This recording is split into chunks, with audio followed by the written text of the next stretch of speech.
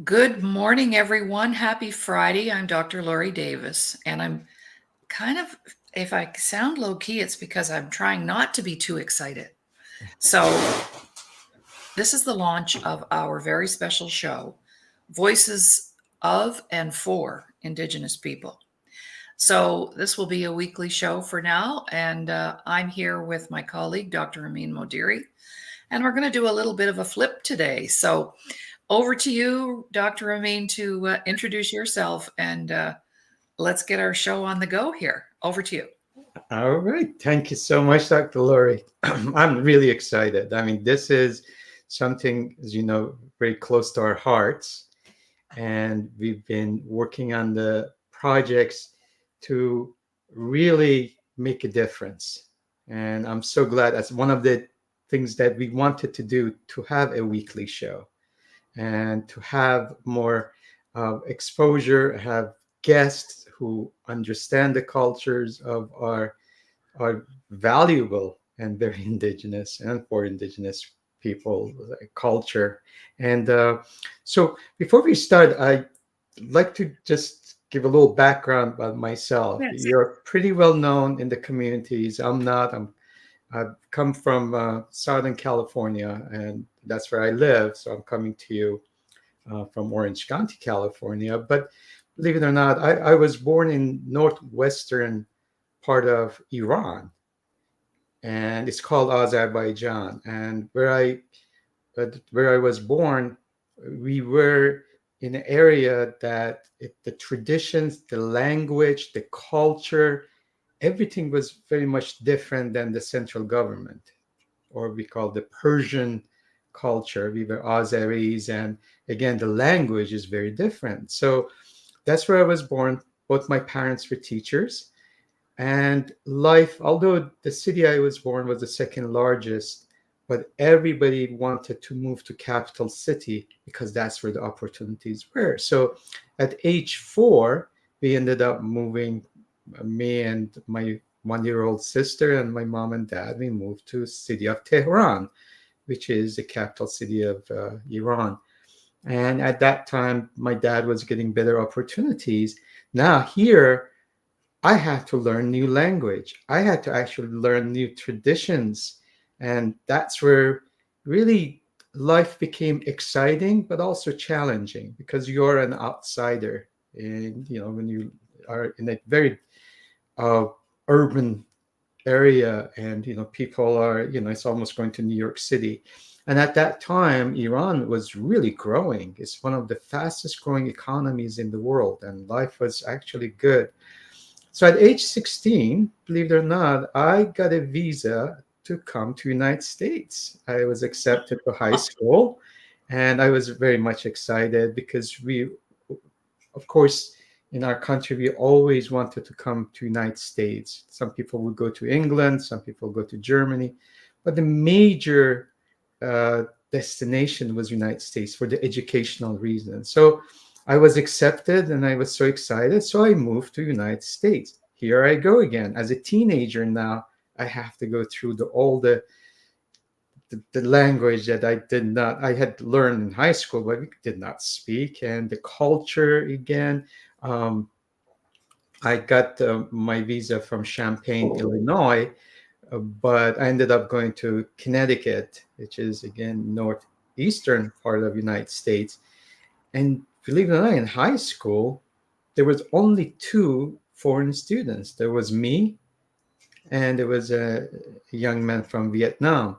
So even traditionally, they did not know anything about uh, people from the immigrants and coming from different cultures. It was very closed, uh, in a not in a bad way. They were nicest young people that I met. The teachers were nice, but they just didn't have the exposure. So the reason I want to share that, because of the journey I had, I've had this really appreciation of different cultures. As a matter of fact, when I started my career in investments, portfolio management 40 years ago, my specialty was in international investing, especially emerging and developing economies. Because a lot of times when it comes to investing, we focus a lot on the numbers and, what is the price of this, what is the exports. Culture plays a huge role in actually making investment decisions. So because of that, I really have this passion for multicultures, and I've seen the challenges. I've tried to work in, let's say, African community, in the Middle Eastern communities, and then 3 years ago, 3 years and I have to say 1 month and 2 days ago, I met you, and I really appreciated what you were doing because you have approached things completely differently. So I'm a numbers person, right? So I analyze things, and although I try to be both sides of the brain, I really appreciate again the culture side. But you go to the heart of the things, and that's what really interested me to see why a lot of communities, with all the talents sometimes that they have, they do not strive, they do not succeed. And it all goes back to, which is your specialty, that self-value, self-worth, self-understanding. And and the rest is history. We've been together, and we've been really have had this common heart and common goal to helping the communities that they needed the most. But unfortunately, they get the least attention. Or if they get the attention, it is not the roots of the cause.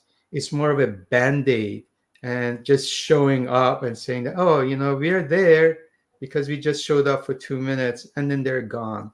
So, and that's what I think makes us different, because we want to genuinely go to the cause of things and help and uplift and bring back the dignity and honor that we always seen in these cultures. So with that in mind, I know you've done a lot of work in Indigenous community. You have a wonderful story, and I know, at least based on my knowledge, you've been working with them for 26 years.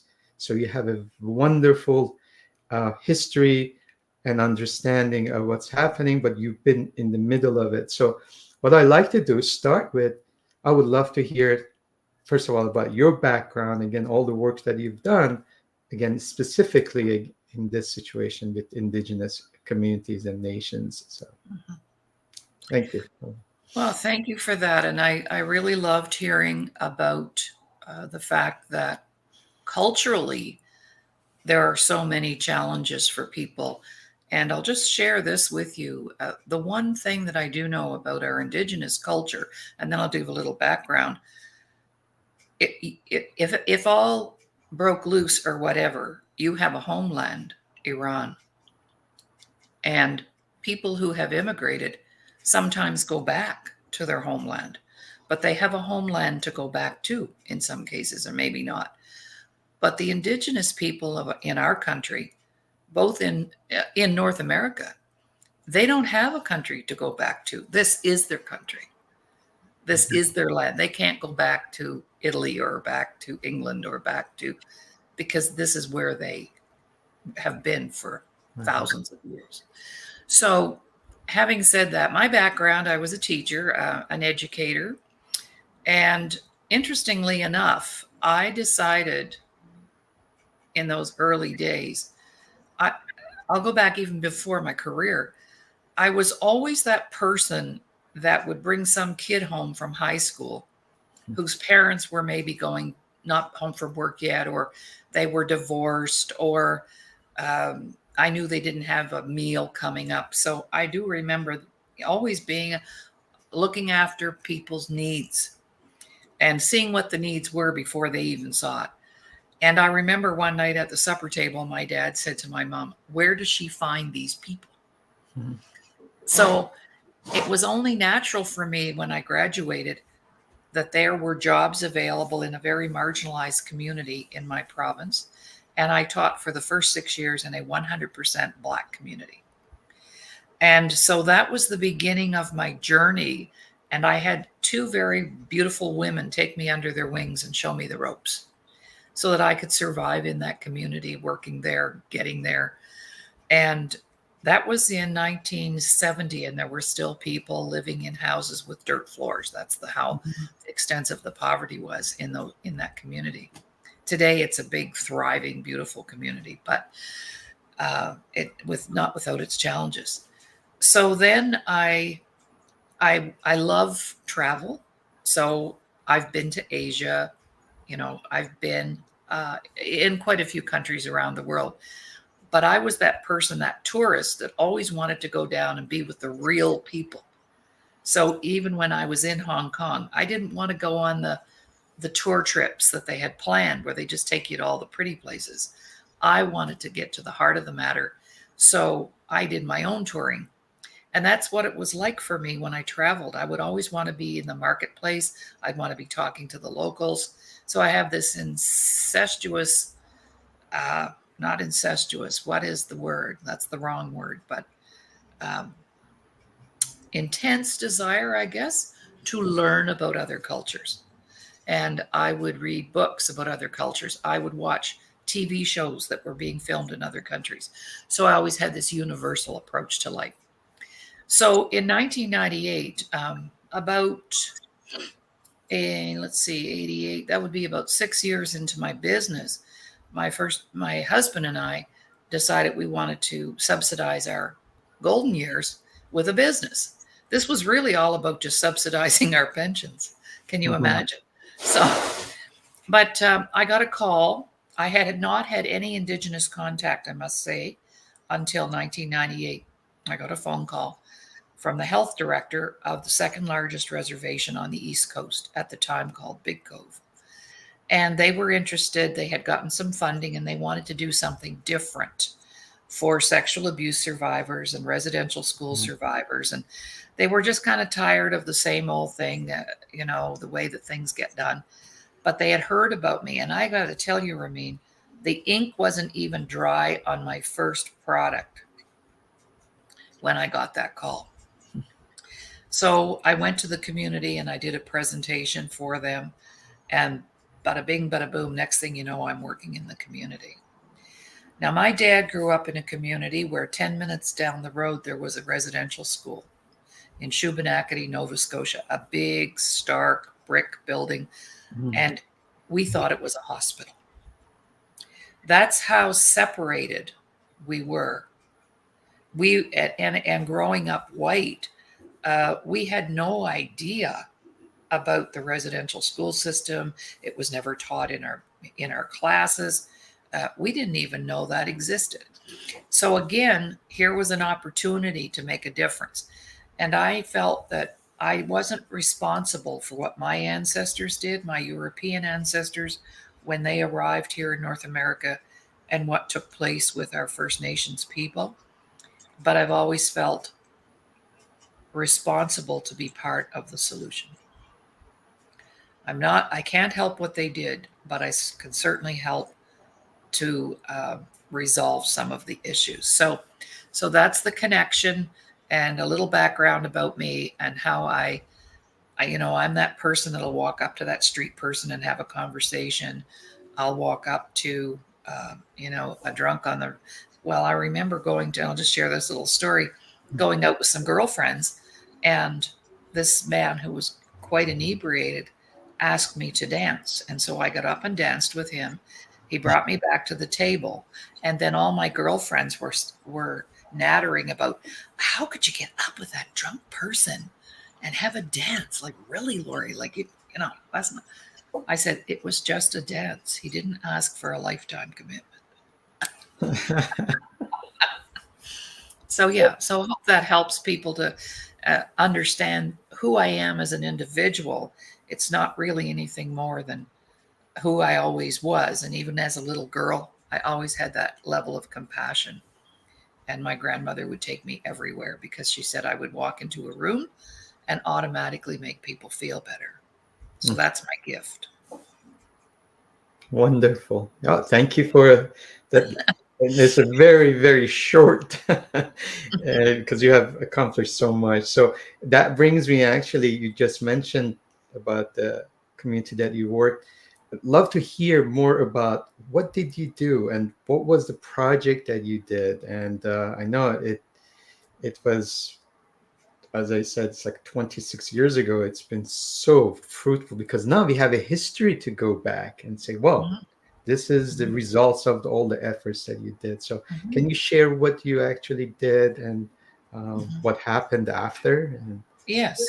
Well, the thing is, most of our reservations, people were put off the beaten track. Reservations were not right. Very few of them are on a main highway, but mostly the off the beaten track. And so a 13-kilometer drive in on a gravel road to get there.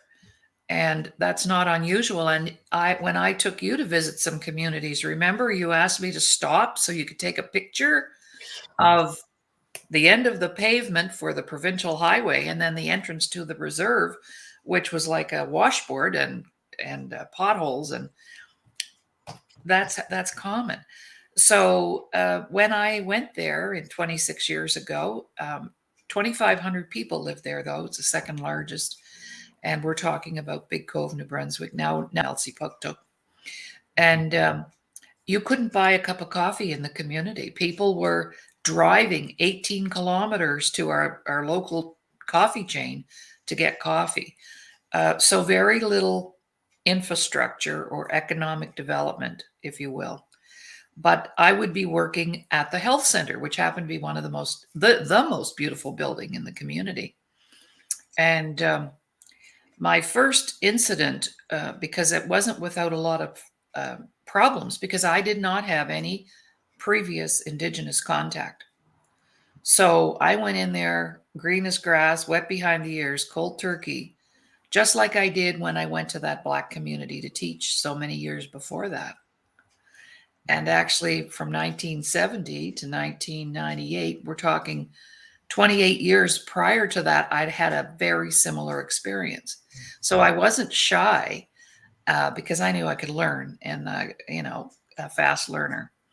So we went in and I did a presentation for all the professionals in the community, like the RCMP, the addictions counselors, the people who were working within the framework of the community, and describing to them what my program was like and how it ran. And it was all about empowerment, building confidence, communication skills, which is really what they were looking for because they had everything else. They had their psychologists on board, they had their professionals. So this was something new and innovative. And so I really am in gratitude forever since for that experience, because what that did, it opened up more doors. So I started working and I started off doing little groups. So I had like a single moms group and mm, I had a men's group because in our work, we don't put more than 6 people in a workshop. So I had an elders group and I have a picture of my elder here. So I had these little pockets of groups that we built, and it was funded off reserve. It was federal money, so it wasn't really in the hands of the band, but it was within the framework. So, give you a little example, because this is what can happen when you become empowered. You can become a problem. So, I'm in the community. I travel up 5 hours up. I stay for 3 days, 5 hours home. So, I'll never forget this little gal, single mom, and third weekend, the director of health services calls me into her office and she says, "We're in trouble already." I said, mm, "We're in trouble?" "Yes," she said. "I have just had a call from the band office, and there's a young woman down there pounding her fists on the counter, swearing at the receptionist, and demanding that the windows in her house be replaced immediately because she's been asking for 10 years and she has just learned that she's been a victim, and I'm not going to be your victim anymore." And I went, "Oh my gosh, I'm so sorry." "Oh no," she said, "don't be sorry. That's exactly what we want to have happen. Keep up the good work." So, I have many, many stories, but I have to say, intuitively, when I put my feet on the ground in that community, I could feel the energy or electrical charge, if you will, go through my body. It was like I had come home. And I was the novice, but I wanted to learn. So one of the women who supported me in that, just like the two beautiful Black teachers who supported me 28 years prior to that, stepped up and started coming to our workshops. And here she is. Um, And her name was Lillian Francis. She's deceased now, but she was an elder in the community. And this happens to be my sister's daughter, Meredith. And at the time, Meredith was in my children's program at home, but I took her with me on a trip because I wanted her to meet Lillian. And at the time, she was my youngest client, and Lillian was my eldest. So that was a beautiful poster. I would love to have a big poster made out of that. So Lillian, I went to her and I said, Lillian, would you mentor me on how to become a Mi'kmaq warrior woman like you? And she said, I would love to do that. Now, in this community, they had never lost their language per se. So English was a second language for many of them. And so there was this thicker accent that went with their speech. And Lillian was one of those people. So I love telling her story because she not only supported me, that's when I changed a lot of my core beliefs about who I was and why I was here. And like you, I transitioned from one culture to another. So that's how I practice my spirituality. That's how I operate my life, the virtues, the medicine wheel. I embraced all of that. And I actually became a Mi'kmaq woman in my heart, not in my skin or my color, but that's where I operate from. And I have done so for the past 26 years. I have another interesting story about that because I did travel to Taiwan as well and shared took my picture and shared my story of Lillian. And I had a translator.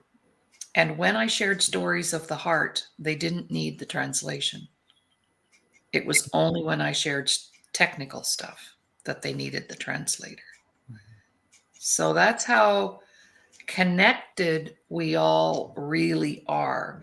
And of course, with church and government and languages, and there have been many boundaries and divisions created to keep us all separated, like 13 kilometers off the main drag. But I do have a story I want to share because you see, then I started building ambassadors within the community.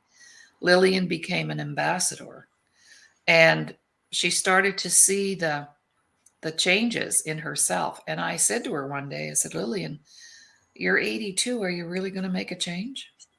And she said, probably not. But Laurie, today I teach you what is an elder. I said, okay, because you see, I was the student. I became the student.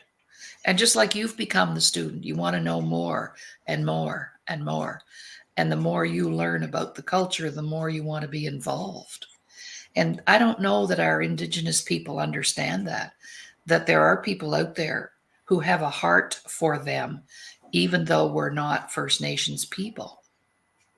We weren't born First Nations people. So I said to Lillian, so why are you here? And she said, well, every Wednesday I go home and I make 2 pans of cookies. And I put my grandchildren, all 14 of them, in front of me. They have an appointment. I get a big gallon of milk.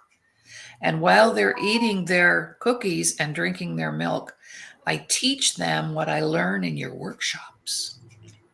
Oh, Because I told them, if you want a different life, a happier life, you must be open to new information. We can't keep doing, and Lillian was saying these things 26 years ago. We can't keep doing things the same old way. We need new enlightenment, new information, new ways of doing things. And Laurie, that is what your workshops are all about. So you can see how rapidly I became in love with the culture and the people. And the next thing I know, I'm driving around the community. Ron and I are together. He's driving, and we're checking out the community. And we found this little house with some antenna coming out. Hmm. And I said, wow, I think they have a radio station here.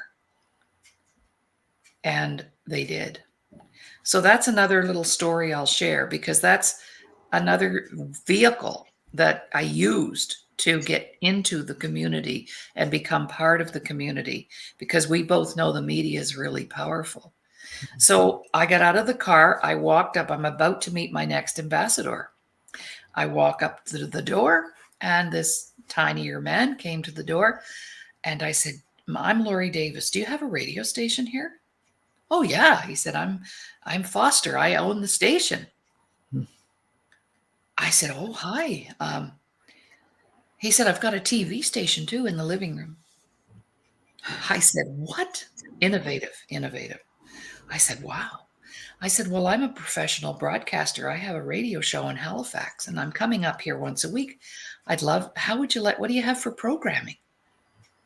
He says, we have music and we have bingo. And we have bingo and we have music. I went, whoa. I said, how would you like some professional broadcasting, and maybe we'll do like a talk show? People can phone in. Oh, no. No. No. I said, why not? He said, because it won't work. Everybody in the community, see, I'm about to learn some more things. Everybody in the community knows everybody's voice. So if they call in, someone would already know who they are. And we're not going to do that. I said, well, then how about this? How about you and I once a week, we just do a 1-hour show. You speak your language, I'll speak English, and we'll broadcast the first bilingual First Nations English show in the history of mankind. Now I have his attention. Mm-hmm. Now he's excited. So once a week, I brought my producer up from Halifax. He helped us set it up. We had duct tape wires to the wall, and we used this big old red speakerphone. And the next thing you know, we have a nice little studio in one of the back bedrooms. And we read poetry. We shared the news. Foster would do it in Mi'kmaq. I would do it in English. It was a beautiful experience. And 3 months into the show, there was a big incident.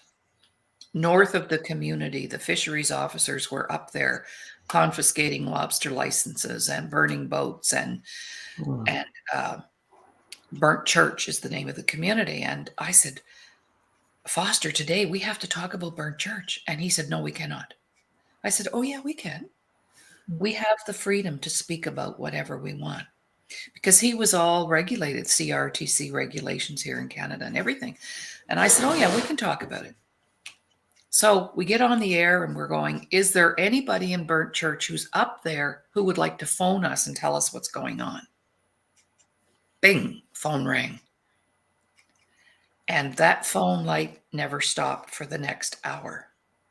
And people from the community, because we had a situation that touched their hearts, you see, back to the heart, they were okay with knowing if anybody knew their voice. So we were able to bypass that fear and that consciousness that doesn't allow us to do things. And the next thing you know, we have a talk show. But it took us 3 months working in the community. And I'd say things like, there's so many new babies in the community, and it's a beautiful day out there. So why don't we get our kids in those strollers, and instead of sitting on the couch watching television and eating chips, why don't we go out in the fresh air and get to know the other moms? That day, when I walked out of that studio, what do you think I saw? Oh, yeah. All these mothers. All these moms with their little babies. Yeah. So I have many, many stories from there. But each step along the way was me learning more. That was my university for learning about the Indigenous people, not a conventional university out of a history book that we don't know if it's even true or not. And I actually had a Cree friend of mine say she had to go to university to learn how to be a Cree woman. Well, you see, this was my university. This woman taught me how to be a Mi'kmaq woman. And that contributed greatly to my work. And I was there for 2.5 years. I have lots of stories, but over to you if you have a question. And I see we have a comment here, so let's see what's somebody's made a comment. Oh, Jill, our colleague, wonderful stories of growth and healing, truly. Absolutely, it was my healing. And they embraced me. I have very good friends there that I can just pick up the phone right now and I could go stay there. And then they became my next ambassadors. So as I got to know people within the community, it wasn't really just about my program and me delivering the program and that I was the person who knew everything, because I didn't know anything. But the one thing I do know, and I did know, the residential school system, 125-year history of trying to assimilate our Indigenous people and turning them into white people, did not succeed. That did for a while, but it did not succeed.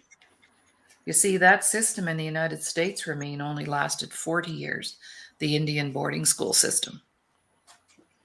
So this was about division of family, taking children away from their parents.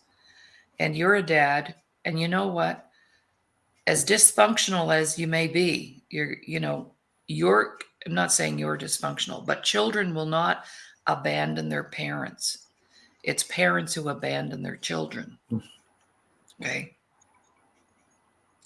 But in this situation, the children were actually abducted. And actually within that community, there were little caves in the community that I became curious about. And I said, there's all these little holes in the dirt, behind a house or behind the school oh yes, that's where we used to hide our children. We always had somebody high up in a tree checking to see who's coming into the community. And when they would see a black car and 2 Indian agents stepping out dressed in their black suits and their white shirts and their black ties, the fear that overcame the families that they were coming to take some of the more of the children were trained and taught to hide in those caves. And that's how some kids got saved from that system. But then there were members in the communities who voluntarily sent their children because they wanted them to have a better future. So they thought if they got an education, that would make things better. But little did they know of how the kids were going to be treated in that process, or they never would have sent them. So there's like 2 sides to that, how children ended up in the schools. So what was in this for me? History lessons. The history. And I delved very heavily into the history of not just the Mi'kmaq people, but the Navajo people, the Hopi Nation, all across America. Because even though, it's like any other culture, you moved from one city to the other, the language changed. Yes, the celebrations and systems and ceremonies are different from one nation to the other. Of course they are. So you can't put everybody into one big melting pot.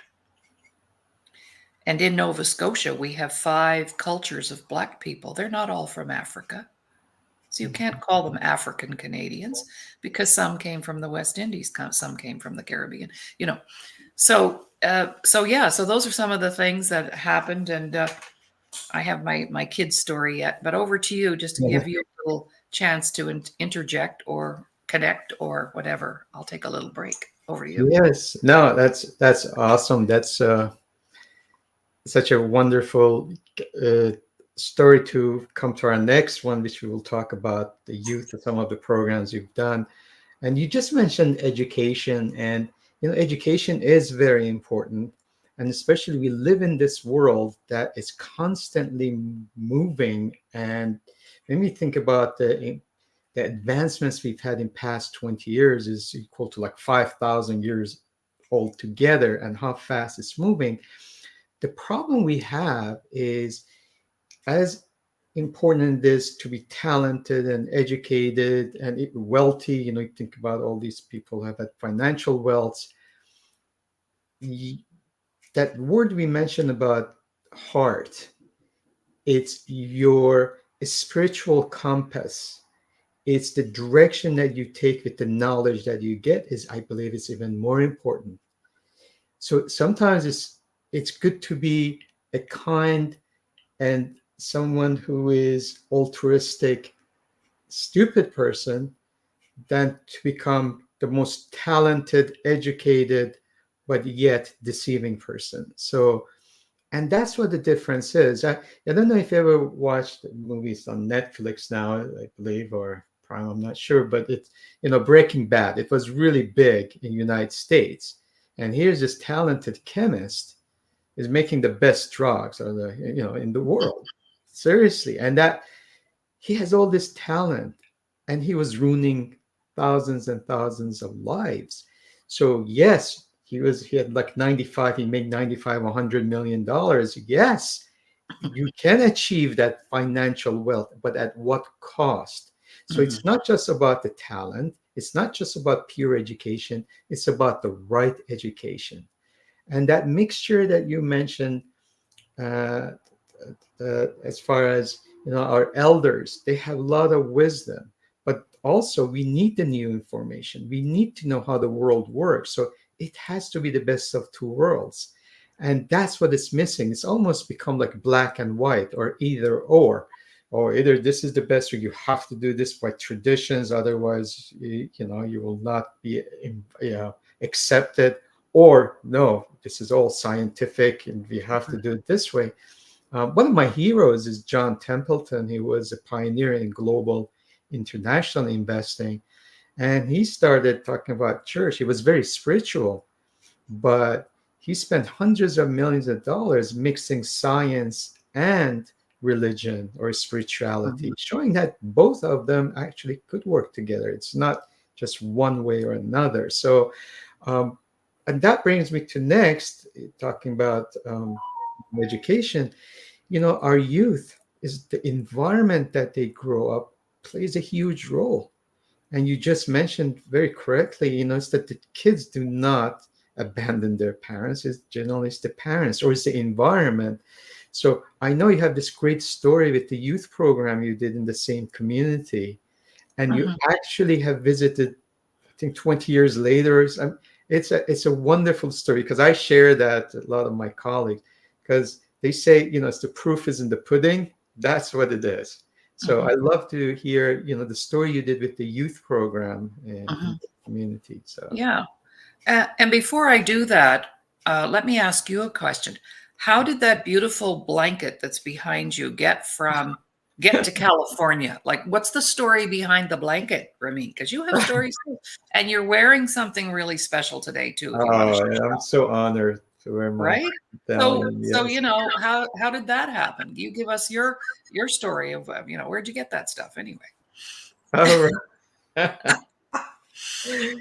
Well, I had the pleasure of, coming over in July of last year because we've been working on this project. And they said, long distance, again, being in California, it's, it's good to have all this technology, but I really need to be there. And I traveled to Edmonton. And of course, you were gracious enough hosting me. And we started meeting some of the leadership. And one of the great, I mean, I am so honored to have met, Chief, Grand Chief uh, Leonard standing on the road, and it's been a great honor meeting him in person. And he is from Montana Band, and so I came on that, started traveling to some of these nations, and I came back in end of April, beginning of May, and we had another visit to some of these bands, and. Of course, it was honored to receive a blanket when I visited Montana Band, and I cherish that. This one was given to me with Dr. Diane Ford, and she was. It was again, it was a beautiful gesture because I didn't expect it, and she shared this with me, and And that was in July of Mhm. 2023.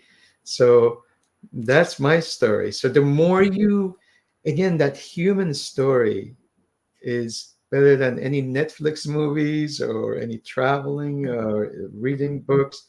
You actually feel it. And that's what my passion is. I've been blessed that I've had a nice journey in my life, done well in the path that I've had. I've met very wonderful people in all different countries. And it's time to use that experience of like 40 plus years to hopefully make even better changes. And I think this is where my passion is. So, um, and I'm not hoping, I'm believing it's happening and it will happen and it will be a great stride. And the question is again, we have the right group of people together with the Mhm. right, I mentioned the compass, the Mhm. heart. And that's once you get that inflection point, you go over that hump, the rest is easy. The momentum Mhm. is there. It's just getting there.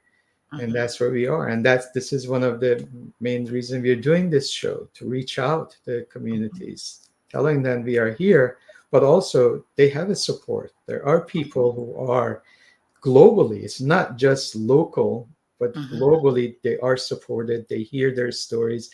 I have to tell you, in the story, I was in the Middle East, and they knew more about the residential schools. There have been movies there.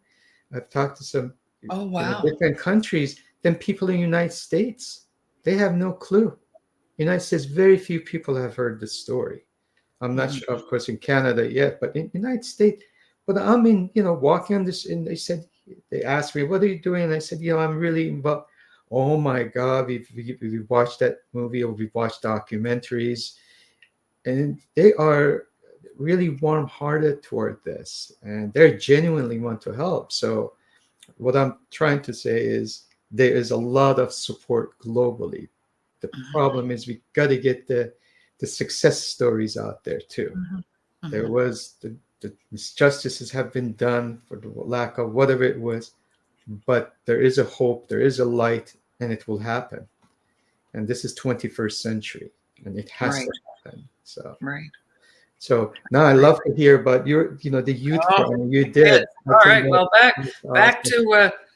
to Elsie Puktuk. The Yeah. people there are amazing. But I find wherever I go, people are amazing. But that's just what I see, right? And so while I was there, I just had this one series of workshops, um, 40 of them. That I had really just finished creating those first 40 workshops. And they were broken down into modules of 10 workshops each. So I had had before I ever went there, I had had a client come up to me and say, Lori, have you ever thought about creating a program for youth? Because my 14-year-old son could really use this Mhm. information and support. And I said, well, no, I hadn't really thought of it yet. I'm just getting this one out the door. But I could do that because with my background as a teacher, I knew how to build curriculum. So I said, no, but I will. So I did. I created the first 10 workshops for youth, but I hadn't really delivered it anywhere. So while I'm working in the community, I thought, wow, that old saying, if you make it in New York, you can make it anywhere.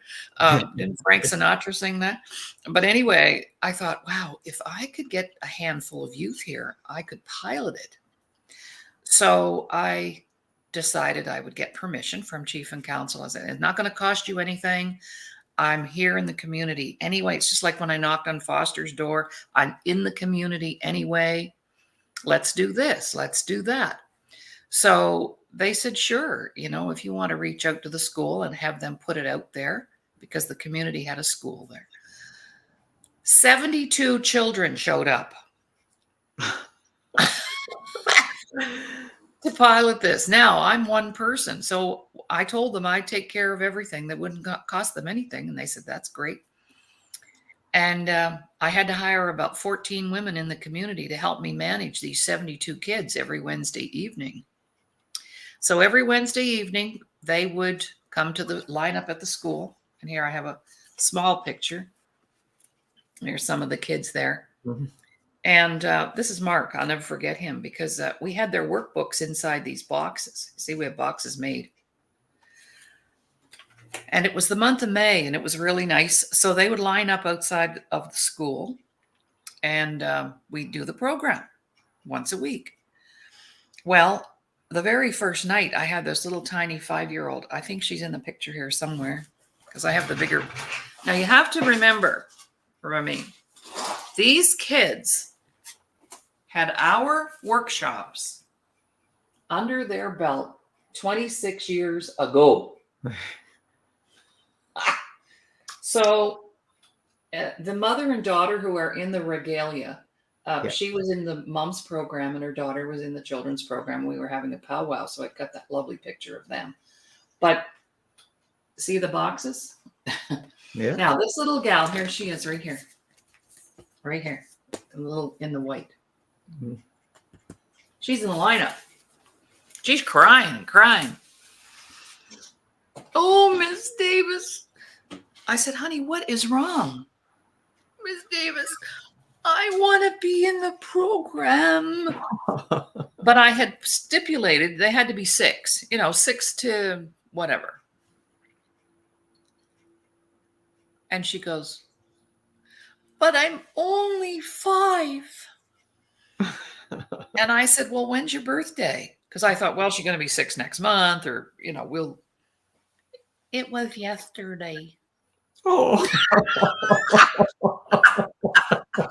So I said, that's okay. I don't care. You're in the lineup. You're in. And she was so happy.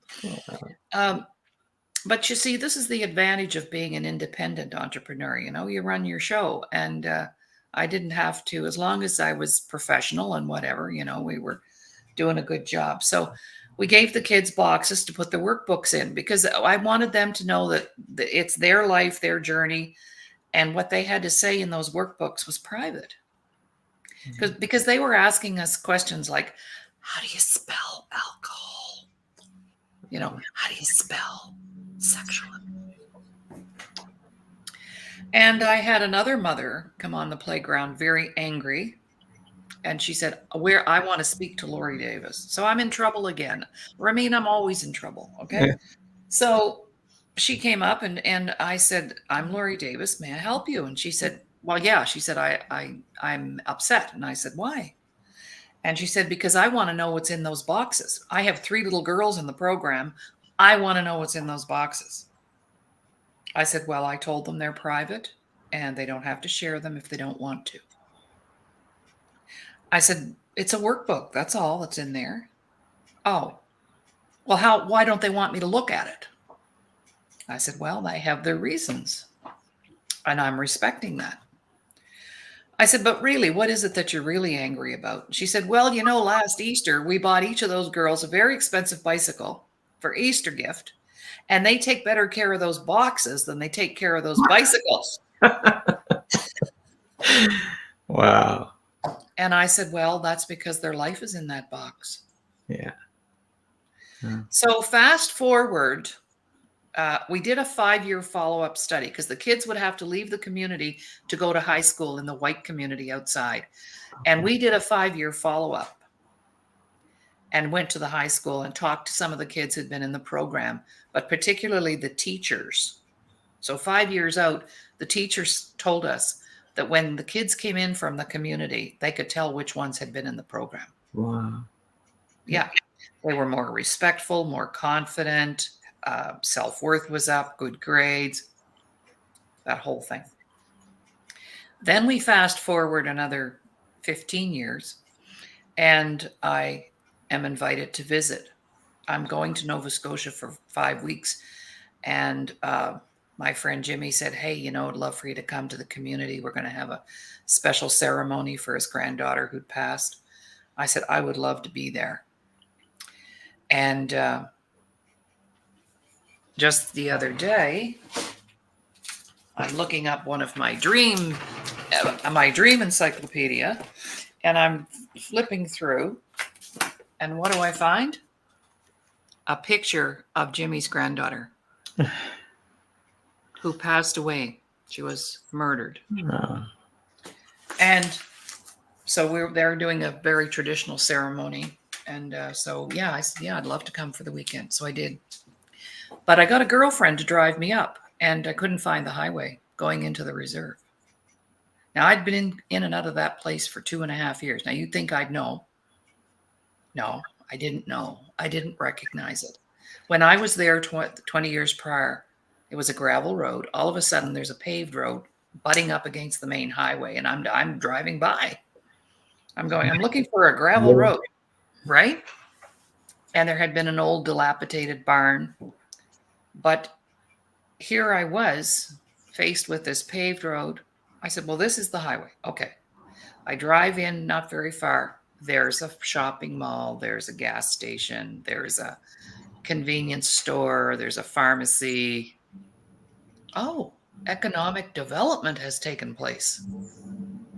And I drive in. I recognize the health center, drive into the town center, drive around the shop and gift shop. And I'm thinking, where's Jimmy's place from here? And then I see all these new homes that have been built. Yeah, beautiful. And I finally get to Jimmy's. And Jimmy's got this big new deck on his house. And I said, Jimmy, I couldn't find and all the streets are paved, curbed, sidewalks. This is unheard of. So I'm sitting down. This is the man who taught me how to do business the Indian way, by the way, which is another story, another day. All right. And I said, Jimmy, what happened? Well, he said, you know, those kids, because my grandkids were in that lineup of kids. He said, who do you think owns the businesses? Who do you think built the houses? Who do you think lobbied for the paved highways, the paved roads? He said, do we still have some of our problems? Oh, yeah. Oh, yeah, we do. But that generation was impacted by the fact that somewhere along the way, they learned they had value. Mm-hmm. And I would say that happened when you came to town. And I said, wow, thank you. And he said, well, thank you. And some of those kids came to see me when I was there that weekend. Of course, they came to the funeral because that was, you know, that generation. And I might mention that after, if people don't know their history around Wounded Knee, there was a prophecy after Wounded Knee that it would take 7 generations to create the generation that would lead the nations to healing. So if you have a child or a grown adult now between the ages of 18 and 35, they are part of that 7th generation. And that's another reason why this is the time, because that generation is busy making a difference themselves. The best way they know how, running for leadership, getting a university degree, working back in their communities. That's been going on for a while. So timing is everything. And that's why now we'll have even more allies within the framework of the communities to do the work that we want to do, because that's who's in the community right now raising their families. Right. So that's important to work with our parents. And that brings me to, it's almost an hour I've been talking. This has been awesome. So we can do another one of these down the road. But as far as the show goes, we just wanted to introduce ourselves today and put that out there and share it with some of my ambassadors that I have in the communities. And we'll proceed from here. And we're looking forward to having guests. So I'll just turn the mic over to you, Ramin, to close us off for today. Yes. Wow. What happens to the time? That's amazing. I'm really enjoying this, and I think this definitely will open the path for more discoveries. And I would love to have our guests and learn even more about the culture, but more importantly, the solutions, how we can affect the communities who are in emergency and stress every time that we speak. That should change. That Mhm. has to change. There's so much potential. There's just so many gifts out there that they need to flourish. So, and if you're constantly always in a toxic environment, that will never be. Mhm. So That's you right. need to see that all the roses, beautiful, beautiful flowers were out there, and they Mhm. have to show up. So now Mhm. I'm really excited. I can't wait to our next episode, and Right. we'll Next definitely have Friday at 11 o'clock. and I will be listening most of that to learn even more. But I just Yes. want to tell our audience we are there. They do have support. There is a team, and it's just there is a Yeah, lot of light and positive and hope in front of us. So exactly. So we're coming to town, so get yeah, ready. Maybe it'll be your town. Who knows? yes, All absolutely. right. So bye for now, everyone. Thank you And so much. thank Yeah, you for listening. thank you. Bye bye.